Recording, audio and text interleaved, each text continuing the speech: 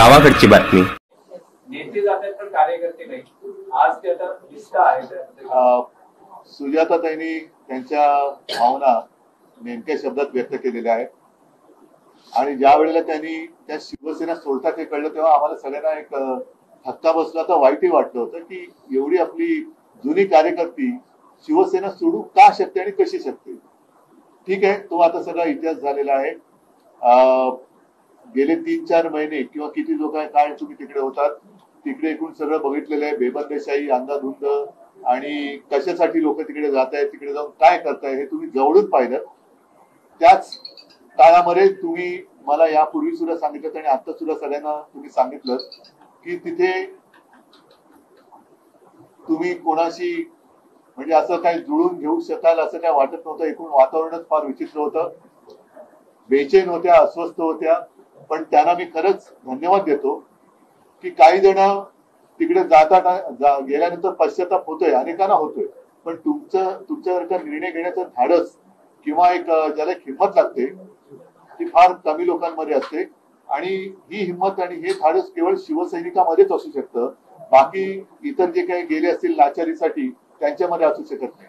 आज संपूर्ण शिवसेना कुटुंब हे परत एकदा आनंदी आहे. तुमचं स्वागत सगळ्यांनी केलेलं आहे आणि तुम्ही ज्या एका आपुलकीने प्रेमाने काम करत होता त्याच यांनी तुम्ही यापुढे आणखीन मी तर म्हणेन आता अनुभव संपन्न झालेला आहे तर त्या यातनं आणखीन जोरात काम कराल आणि शिवसेना तिकडे आणखी मोठी कराल ही मला खात्री आहे. उद्धवजी, आणखी एक विषय आहे. संपूर्ण महाराष्ट्राचं लक्ष लागलंय की राज ठाकरे उद्धव ठाकरे कधी एकत्र येणार. साथ दिली, प्रतिसादही सकारात्मक आहे. पण मनसेकडून सांगितलं जात आहे की युतीचा प्रस्ताव पाठवा. ठीक आहे ना, बरोबर ना. जे महाराष्ट्राच्या जनतेच्या मनात त्याचे होईल.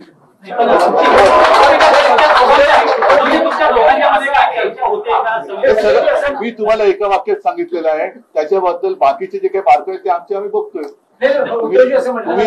ऐका, आज पहिल्या प्रथम सुजाताताई परत प्रवेश घेतलेला आहे, आपल्या घरी आलेल्या आहेत.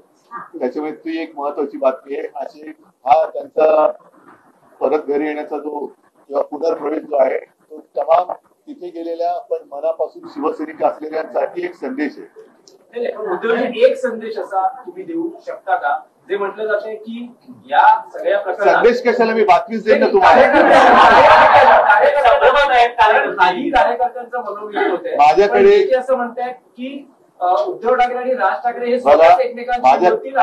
माझ्याकडे शिवसैनिकांच्या मनात कुठेही संभ्रम नाही आणि जे काही त्यांचे सुद्धा सैनिक एकमेकांच्या आमच्या संपर्कात आहेत त्यांच्याही मनात संभ्रम नाही. तर माझं म्हणणं की संदेश वगैरे देण्यापेक्षा आम्ही जी काय बातमी द्यायची ती बातमी